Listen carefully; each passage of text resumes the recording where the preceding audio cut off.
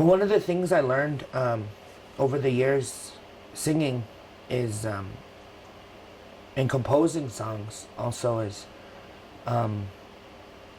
there's a sense that a belonging to families when they have a song sung for them, or that they belong to a song or a society from home.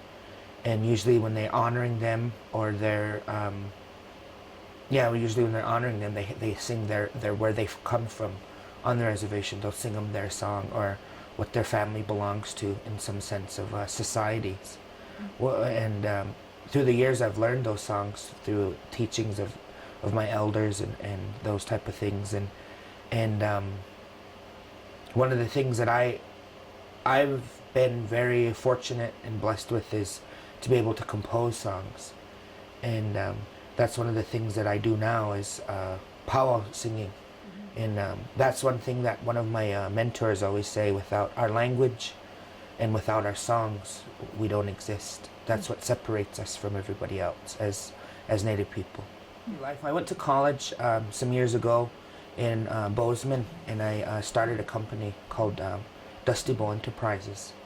And what that does is we have a large range of economic development for tribes. We help with their policy making. We help with many different areas in helping tribes, other tribes, seek funding from the government, from the state, create programs for them, stuff for youth. 1996, I was fortunate to be on the founding bank board in Browning that started the Blackfeet Mini Bank program.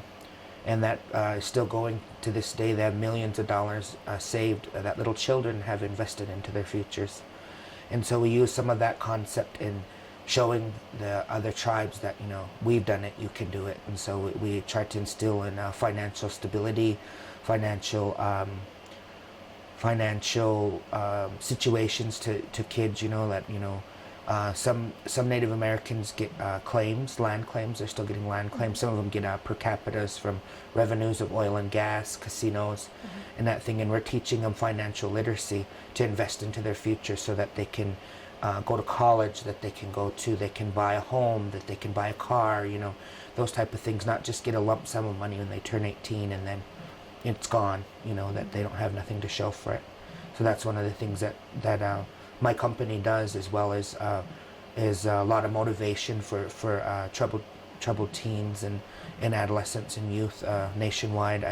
I've gone all over at speaking engagements, as well as for adults. I've been asked to come and speak at some conferences and gatherings, you know, throughout the United States as well as Canada.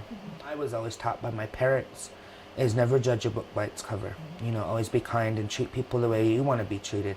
And that's one thing I've always done. I've never judged anybody on their race or their, you know, anything.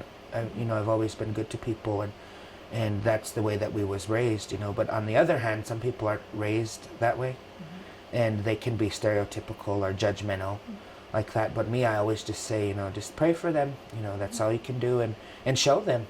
You know, I had, I'll give you, for instance, I had a person one time, you know, make a comment. I was outside and I was coming in, and they're like, now they're teaching us that we have to be good to these people, and, you know, and I was walking in, and he didn't know that I was the speaker. And I said, it's not about working or being good to these people. I said, it's about working together. We're in the 21st century now. I said, the days of us surrounding the wagon and those things are over. It's time to stand hand in hand and make Montana the best place to live for all Montanans, the original Montanans, the first Montanans, and now us today, you know, the 3rd, 4th, 5th, 6th, 7th, 8th generations down the road. You know, it's time to stand hand in hand and work together as one. Because if we're going to continue on this path of segregation, separating each other, then we're not going to get nowhere, either as a government or nothing. You know, we're united we stand, divided we fall. That's a teaching my grandmother always says to us. You know, there's going to be times where you have to work with people, you know, on many different levels that, you know, you might not get along, but in the long run, there's a goal that needs to be finished, and there's something that has to be done.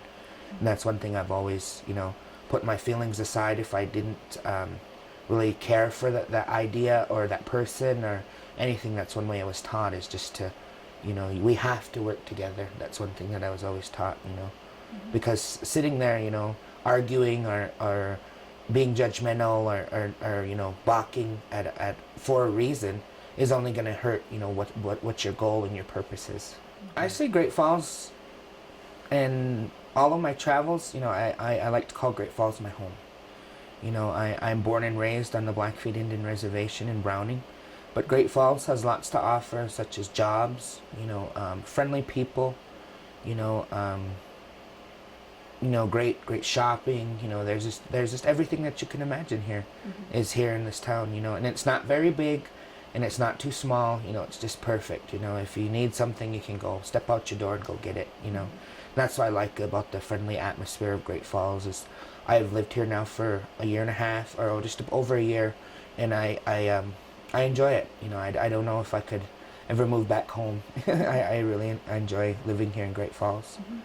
One of the things I think that needs improvement though here, I'd say like educating people that are moving here, like such as the Air Force Base or people that are people all in general of other cultures. We have Great Falls is very mixed. The times are changing, so I think that's one thing that maybe I'd like to see more in Great Falls is more culture diversity.